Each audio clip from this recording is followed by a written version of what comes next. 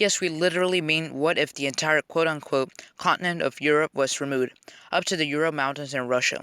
So what if the region never existed? Would history be any different? Of course. Europe has had so much of an effect in the last 500 years that the world today would be virtually unrecognizable. Although I won't discuss any scientific reasons or effects of such an event, let's discuss the historical implications. First of all, Western civilization as we know it would simply not exist. No Greeks, no Romans, no British, no Americans. Ancient Greece is known as the birthplace of democracy, even though it wasn't a true democracy.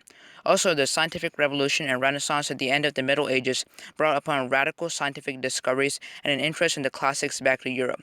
Europeans such as Christopher Columbus opened up the path to discovery and exploration with his historic trip in 1492. And finally, the Enlightenment of the 1700s brought upon rational thinking, ideas of natural rights, and a variety of beliefs in human nature. But the biggest one of these can be argued to be the technological and scientific experimentation, which may have been one of the most crucial aspects in how Europeans conquered the world. Although they only had 8% of the world's land, Europeans managed to conquer nearly 80% over a period of hundreds of years.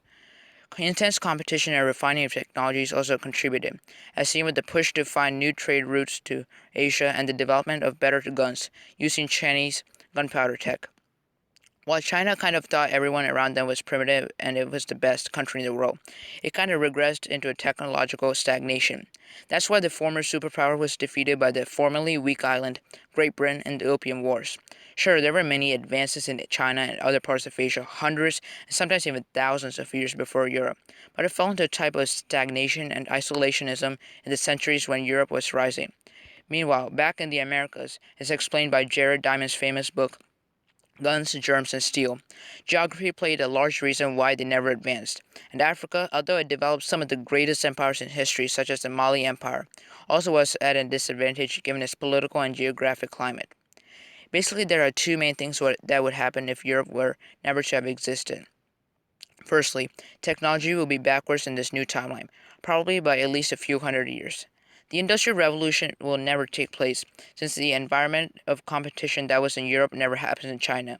You see, China was largely unified in the Middle Ages and faced no great rival or incentive to advance or improve their technology. The same was true of India, in both cases. So, even if these two giants will be the powerhouse economies in the alternate timeline, their technology will be behind ours, sadly.